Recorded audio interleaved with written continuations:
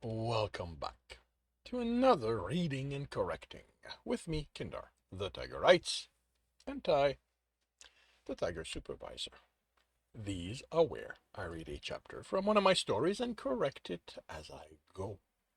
If you want to listen to these live, it's every Tuesday morning, 8 a.m. Eastern Time on Twitch and YouTube. And if you are looking to support me, that is on my Patreon. Today, we are doing chapter 81 of The World Which Is. Welcome to the Cardon Dungeon. This dungeon is rated for groups level 15 and higher. Do you wish to enter the Corridon Dungeon? Yes, no. Gotta hope that Ellen's level 27. Gotta hope that Ellen's... Have Ellen's level 11. That Ellen being... level... Gotta hope that Ellen being level 27... I think, yeah. Ellen, being level 27, will balance out my 11 and Silver's 9. If the folks of Louisville come in groups of 10 and consider that overpowering the dungeon, I'm hopeful. Yes, the entrance is a cave. Doesn't have any indication others have been here before, unlike the outside. As we plan, I tell them. We move slowly. We're not going to gain anything by taking risk. I'm in front. We focus on distance attack. The moment we see something, we step back. Silver attacks with her heat burst song. I shoot anything that moves in our direction as she keeps playing. If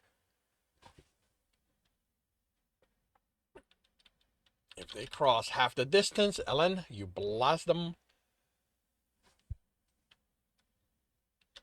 It's a period and that's a comma. If they cross half the distance, Ellen, you blast them with whatever you have that's going to end them. This isn't about getting skills or levels. It's about reaching the end so we can rescue Brandon. Are we good? We good? Nah. Are we good? Ellen smiles. You need to lead more of these things. Brandon sucks at the planning part. I nod. I have noticed that too. Must come with surviving to be his level by just throwing himself at his problems. I'm ready. Silver sounds nervous, but she doesn't look it. I step carefully and slowly. Remembering those worm things that crawled out of the wall in the previous dungeon keeps me from taking for granted this close to the exit is safe. I also try to be quiet, but every step sounds loud. Then there are sounds further in the tunnel, and I realize a problem with my plan, probably the first of many. Trying to plan doesn't mean I'm great at it. While we hear something skittering in the distance, I can't see them. The light from my ring only lets us see 2 meters or so around us, and it's a faint light to start with, more a reading light than anything to illuminate the area. Dennis. Ellen, do you have a light spell? And will that alert them to our presence? Ellen, I have something that might be better.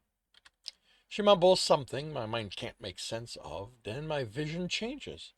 Instead of a dimly lit area around me, the walls are outlines, like in those movies Bay said use computer graphics to simulate things like radar, sonar, and other kind of voice and other ways to see. Not other kinds of voice, other ways.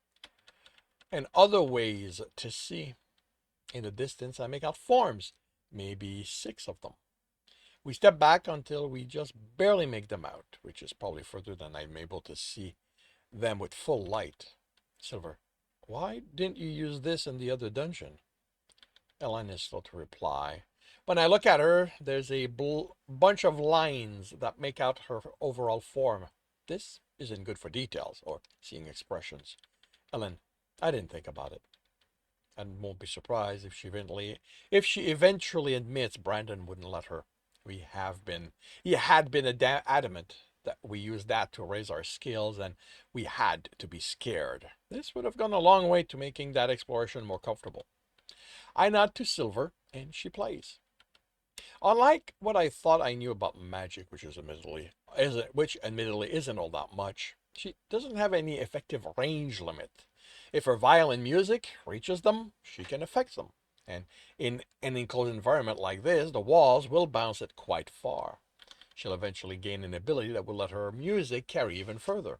The only actual way to keep her from affecting the her target is with something that stops sound. Outside of magic, there isn't much that does that anymore.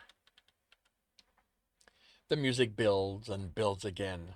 It doesn't carry the freneticness of when she used that song the first time. It builds in a more controlled way. I have my bow at the ready.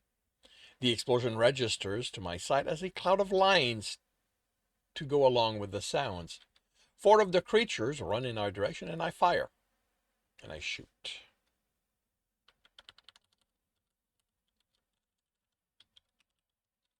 I take my time. I have a safety net in Alan. It's better to hit them than waste arrows. There's two left when the ball of fire detonates. I feel the heat from where I stand. There's nothing left of the creatures when it dies out. I check the combat log for what they are. What what they are. You have killed a devouring crawler, level 12. You earn 2028 experience. Level 12 at the start of the dungeon. Either they scale slower than the other one, or this is going to become extremely difficult quickly. Still, we can only go forward. Do you need a second? I ask Silver. She has enough control now. She has enough control. She doesn't drain herself, but each attack still takes a lot out of her mana. We can move. I'm good for one more if it comes to it, and in a minute or two I should have regained what it cost me. If we encounter something before it's maxed out, we wait. We want to be able to throw everything we have at them if it comes to it.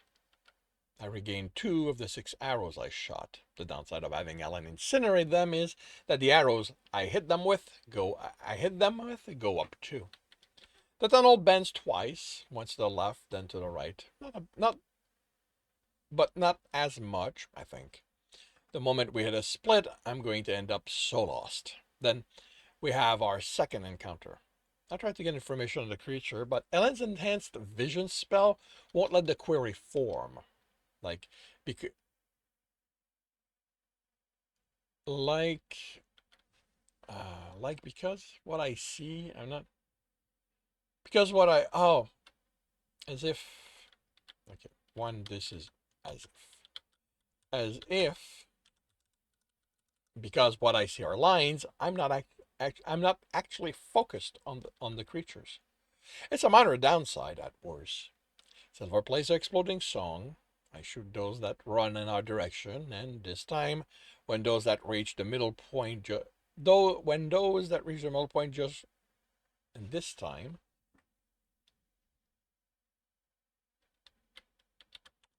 those that reach the middle point just go poof into dust.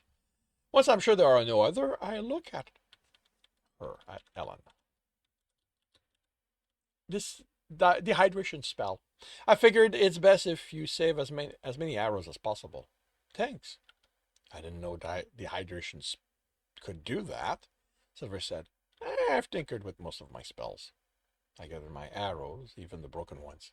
That's a thing? Hopefully I'll be able to scavenge parts to make more. It is for me, she replies with pride. Ellen, you do get that playing mysterious is going to get us killed, right? We can't make we can't make the right kind of plans if we don't know what we have to work with. I thought you were a magic user. My class is a subclass of sorcerer, the thinker. I thought those worked with magical machines. Ellen, not Ellen, Silver. Silver says, that's the tinkerer class, she replies. I'm still within the sorcerer class, but I also have abilities that let me make alterations to my spell. A bit like you can make changes to your songs. One ability lets me make changes on the go, like this, although there is a chance it'll fail. I've never really used it before, other than to get a sense of how it works. I don't like the idea our strongest blaster might miss her attack because she's testing something, to be honest. That feels more like a Brandon thing than an Ellen one. Now that you've used it, is it reliable? I'm going to have to practice it for a while before it's certain to go off. I'm not sure this is the best place to practice it then. Isn't it, though? Silver says. Isn't learning increased in a dungeon? She has a point, but if it doesn't go off, the result could kill one of us. I appreciate the thought for my arrows, but I'd rather we all live. The threaded split arrives, and it's a three-way one. I make the right, and I really hope the trick works. Pick a wall and always follow it. One of Grandpa Lewis.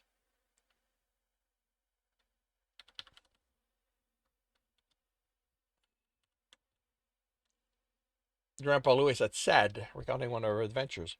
It's not fast, but if you want to leave, you just turn around and follow it back to the entrance. Too bad, then we get our first surprise. At least I'm surprised at seeing the dead guy on the floor. I know he's dead because the lines from Ellen's spells easily show motion. He's not breathing. There's nothing else around, so I approach, then crouch. Ellen, how do I see normally? I want to examine him. I have to cancel the spell. Is it draining? She chuckles. I don't think you understand how much mana I have and how quickly it regenerates. Then do it. He's surprisingly well preserved. Suspiciously so. Do dungeon keep bodies from decomposing? Silver asks. Not that I'm aware. Not that I'm an expert on dungeons. That's Brandon. But the last time I know a group came in was 3 weeks ago, and while they might have left the body behind, they would have stripped it of things of use, like that quiver filled with arrows, the pouch's content is probably accessible on the dead. As far as I know, the only inventory that isn't accessible without a specialized ability is the personal one. This could be some random guy who came across a dungeon days before us. I look at the body again, hours, and died. But does my luck run that way? I focus on the body and get nothing. Yeah, that's not suspicious at all. I step back. Ellen, do you have anything to tell us what it is? My magic isn't in the identify creature way. I can incinerate it. I'd like to preserve what's on it if possible. Can you dehydrate it? She says words and nothing. Let me try again. Let me add it first, like with my sword and shield. If it wakes up and it looks like it's going to kill me, you're welcome to turn it to dust then. But just so it's out there, that's why I'm not comfortable relying on the spell. I step within reach and poke it. The reaction is instant. There's a sword in its hand. It slashes blindly where someone touching it would be, then it's standing. I swing twice and it parries both times. It goes on the offensive and I'm blocking, backing, moving, blocking, and I'm blocking, backing. Moving undead have nothing on dungeon made ones. I'm discovering this might as well be a person for how well it fights. And it makes mistakes too. It overreaches and I slash at its side, stepping back before it takes advantage of my proximity. It doesn't bleed, but damage is damage. I miss the feint, and it's my side that's cut. Not as deep, fortunately, but it's still a tenth of my health. I bash it away, then lunge. My sword goes in, but that earns me a pummel in the shoulder, and I nearly drop it, along with another drop in my health. I parry, trying but failing, to make him drop his sword, and end up with a shallow cut across my stomach from a knife that just appeared in his other hand. Should have thought of that when it equipped the sword. Instead of drawing it, I block and shove it. Shove it back, bash its arm. Back its arm and and it swings again. Then I cut it. Then I cut its head off. It nearly skewers me in return, as I mistakenly assume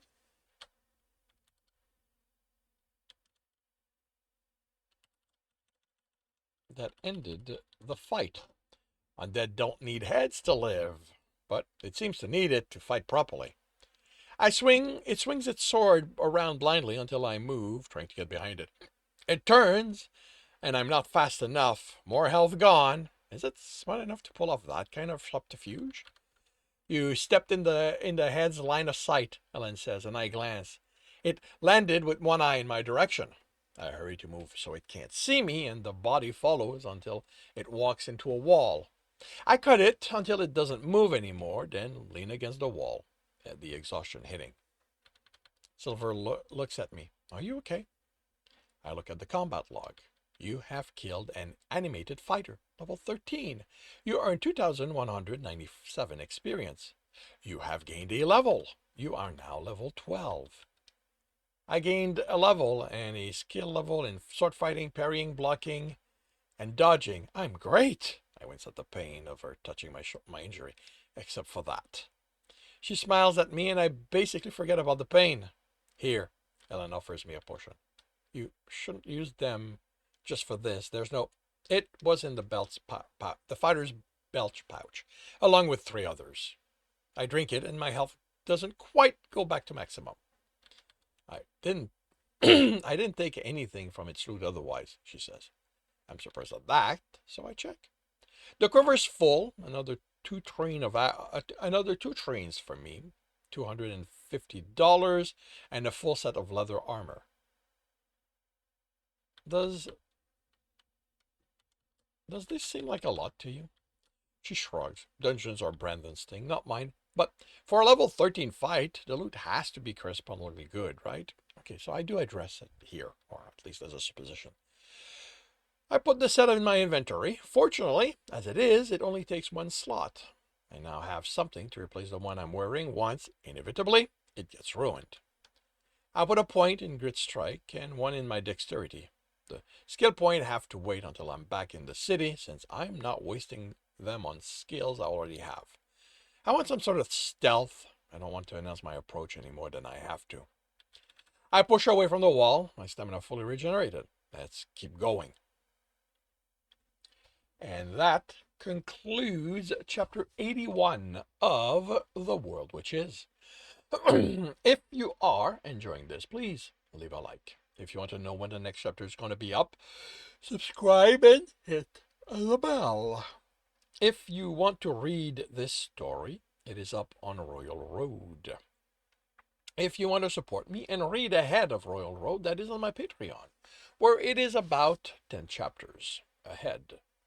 And if you want to listen to these live, it's every Tuesday morning, 8 a.m. Eastern Time on Twitch and YouTube. Links are in the notes, and with that, I shall wish you a good day.